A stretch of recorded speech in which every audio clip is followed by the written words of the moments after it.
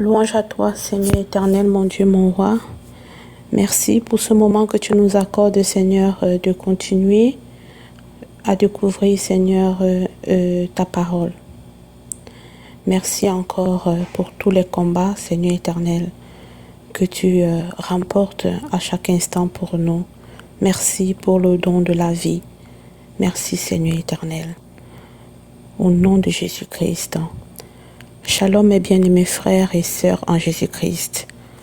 Nous allons poursuivre notre marche dans la parole de Dieu aujourd'hui avec le livre de la Genèse au chapitre 38.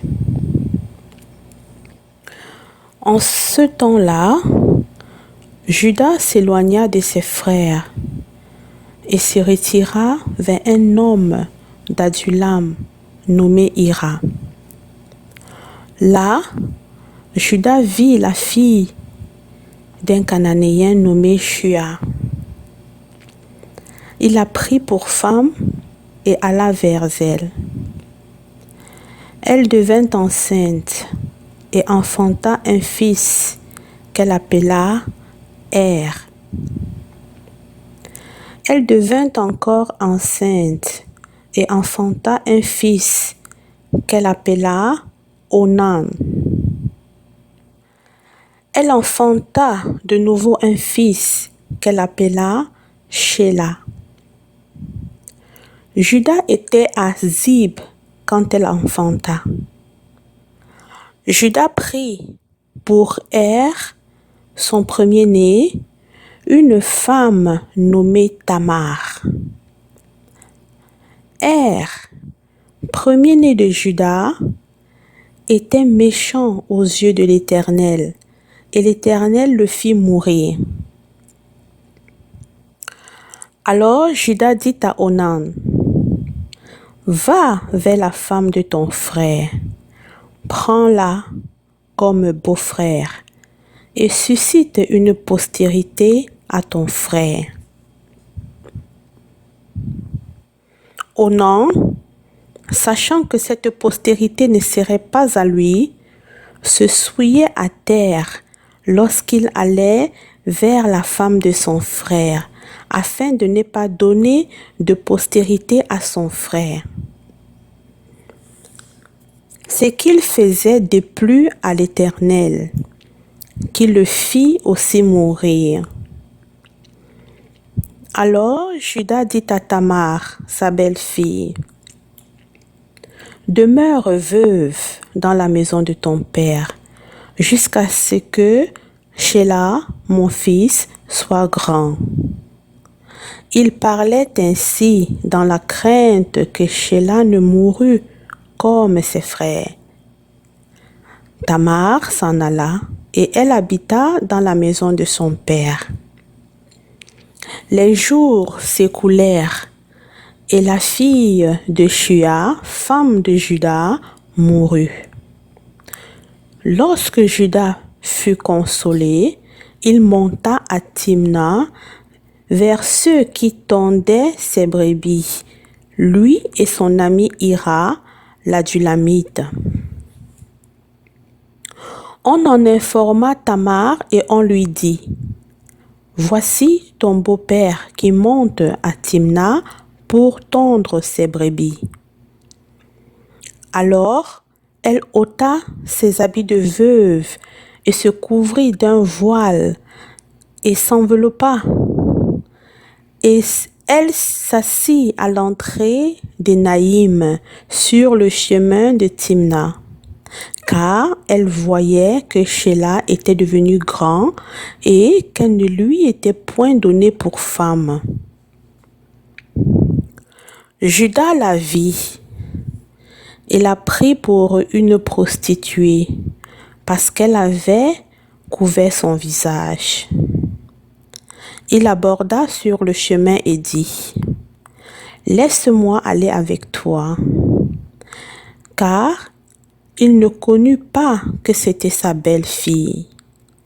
Elle dit, « Que me donneras-tu pour venir avec moi ?» Il répondit, je t'enverrai un chevreau de mon troupeau. Elle dit, me donneras-tu un gage jusqu'à ce que tu l'envoies? Il répondit, quel gage te donnerai-je? Elle dit, ton cachet, ton cordon et le bâton que tu as à la main. Il les lui donna. Puis il alla vers elle, et elle devint enceinte de lui. Elle se leva et s'en alla. Elle ôta son voile et remit ses habits de veuve. Juda envoya le chevreau par son ami l'Adulamite pour retirer le gage des mains de la femme, mais il ne la trouva point. Il interrogea les gens du lieu en disant, où est cette prostituée qui se tenait à Énaïm sur le chemin? Ils répondirent, il n'y a point eu ici de prostituée. Il retourna auprès de Juda et dit, je ne l'ai pas trouvée, et même les gens du lieu ont dit, il n'y a point eu ici de prostituée. Juda dit, qu'elle garde ce qu'elle a. Ne nous exposons pas au mépris. Voici, j'ai envoyé ce chevreau et tu ne l'as pas trouvé. Environ 3 mois après, on vint dire à Juda, Tamar, ta belle-fille, s'est prostituée et même la voilà enceinte à la suite de sa prostitution. Et Juda dit, faites-la sortir et qu'elle soit brûlée. Comme on l'amenait dehors, elle fit dire à son beau-père, c'est de l'homme à qui ces choses appartiennent que je suis enceinte. Reconnais, je te prie, à qui sont ce cachet, ces cordons et ce bâton? Juda les reconnut et dit, elle est moins coupable que moi, puisque je ne l'ai pas donnée à Sheila mon fils. Et il ne la connut plus. Quand elle fut au moment d'accoucher, voici, il y avait 2 jumeaux dans son ventre.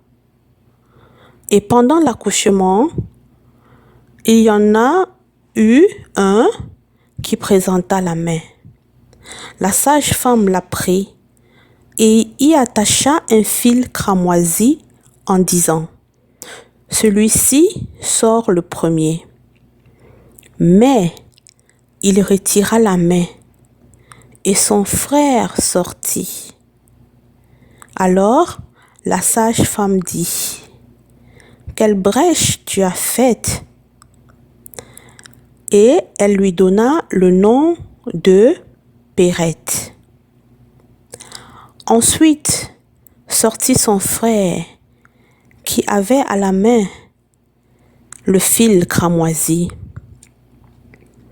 Et on lui donna le nom de Zérach. Louange à toi, Seigneur éternel, mon Dieu, mon roi. Merci encore pour ta parole, Seigneur. Merci. Merci. Soyez bénis, mes bien-aimés frères et sœurs en Jésus-Christ.